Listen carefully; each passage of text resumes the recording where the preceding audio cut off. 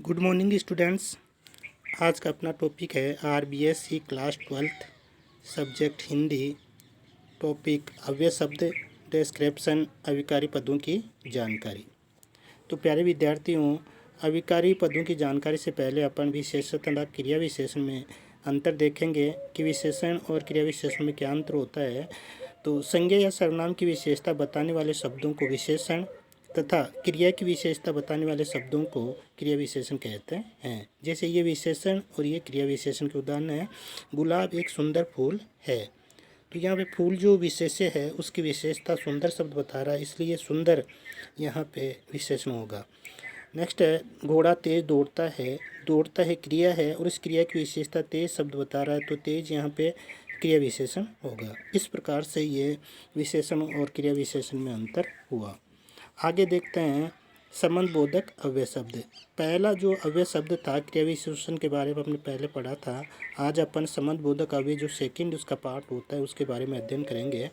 तो जो अव्यय शब्द संज्ञा या सर्वनाम के बाद में आकर उनका संबंध वाक्य के अन्य शब्दों के साथ बताते हैं उन्हें संबंध बोधक अव्यय शब्द कहते हैं। संबंध बोधक अव्यय शब्द का मतलब होता है कि ऐसे अव्यय शब्द होते हैं जो संज्ञा या सर्वनाम के बाद में आते हैं और फिर उनका वाक्य के अन्य शब्दों के साथ में संबंध को व्यक्त करते हैं, उन्हें संबंध बोधक अव्यय शब्द कहते हैं। जैसे राधा के पास मेरी किताब है, तो यहाँ पे राधा संज्ञा शब्द है और उसके बाद में के पास शब्द आ रहा है और ये आकर के फिर राधा का अन्य वाक्य के अन्य शब्द जो किताब उसके साथ में संबंध व्यक्त कर रहा है, इसलिए के पास को अपन संबंध बोधक अव्यय शब्द कहेंगे।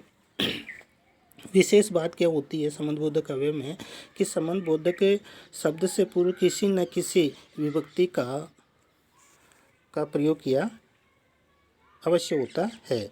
संबंध बोधक शब्द परिस्थितियों के अनुसार परसर्ग या विभक्ति के बीच भी प्रयोग होते हैं, बिना भी प्रयोग होते हैं। ऐसी परिस्थितियां उत्पन्न हो जाती है जिससे परसर्ग या विभक्ति चिन्ह का प्रयोग नहीं भी होता है। जैसे अब पीठ पीछे उसे भला बुरा कहता है, तो इसमें पीछे जो अव्यय शब्द है उसके पहले अपने विभक्ति चिन्ह का प्रयोग नहीं कर रहे हैं, बिना विभक्ति चिन्ह के ये अव्यय शब्द आ रहा है।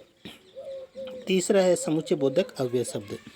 वे अव्यय शब्द जो दो शब्दों वाक्यांशों या वाक्यों को जोड़ने का कार्य करते हैं उन्हें समुच्चय बोधक अव्यय शब्द कहते हैं।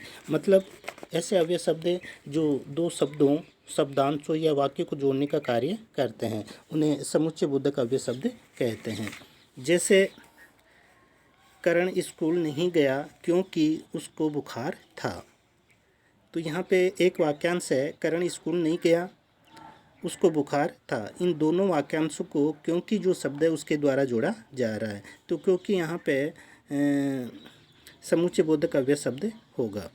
दूसरा रजत और रमन जुड़वा भाई है। यहाँ पे एक शब्द रजत है और दूसरा रमन, इन दोनों शब्दों को और जो समुच्चय बोधक अव्यय शब्द है उसके द्वारा जोड़ करके व्यक्त किया जा रहा है, इसलिए क्योंकि और समुच्चय बोधक अव्यय शब्द हुए।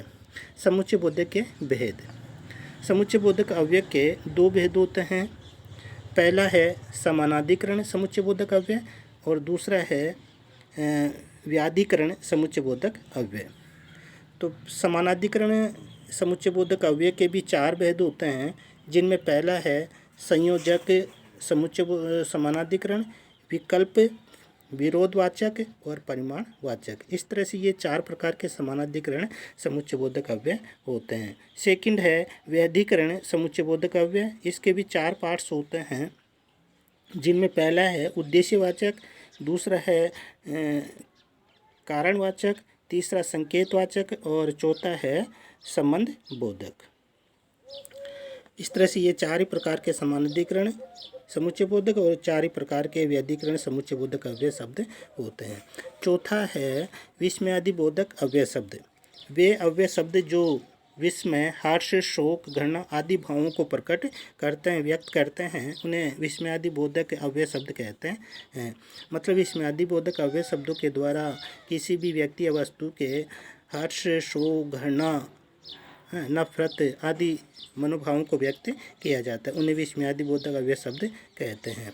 इन शब्दों के बाद विस्मयादि बोधक चिन्ह, ये चिन्ह विस्मयादि बोधक का लगाया जाता है। जैसे वहाँ क्या सुहावना मौसम है। तो यहाँ पे वहाँ जो शब्द है विस्मयादि बोधक अव्यय शब्द है और इसके द्वारा खुशी जाहिर की जा रही है। अरे तुम कब आ गए, तो अरे जो विस्मयादि बोध है उसके द्वारा विस्मय का भाव, आश्चर्य का भाव प्रकट हो रहा है, इसलिए वहाँ और अरे विस्मयादि बोधक अव्यय शब्द हुए। अब इसमें विशेष बात क्या होती है कि विस्मयादि बोधक शब्द वाक्य के शुरू में प्रयुक्त होते हैं।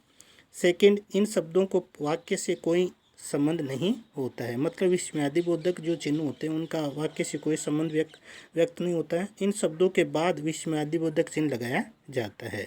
जो विस्मयादि बोधक शब्द होते हैं उनके बाद में ये जो साइन होता है वो लगाया जाता है। पांचवा है निपात। जो अव्यय शब्द के बाद में लगकर उसके अर्थ को बल प्रदान करते हैं उन्हें निपात कहते हैं। निपात ऐसे अव्यय शब्द होते हैं जो किसी भी शब्द के बाद में लग कर के उस शब्द के अर्थ को बल प्रदान करते हैं, उन्हें निपात कहते हैं। प्रमुख निपात निम्नलिखित हैं: ही, भी, तो, भर, मात्र, तक आदि, ये सारे निपात हैं। जैसे उदाहरण होगा, कल मेरे मामा जी भी आएंगे, कल मेरे मामा जी भी आएंगे। तो ये भी जो है यहाँ पे निपात के रूप में है। हमने ही ये प्रोजेक्ट पूरा किया है, तो भी और ही यहाँ पे निपात के रूप में प्रयोग किए जा रहे हैं।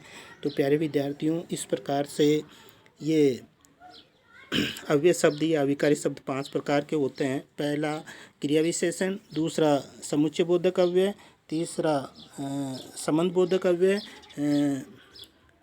चौथा विस्मयादि बोधक और पांचवा है निपात। धन्यवाद।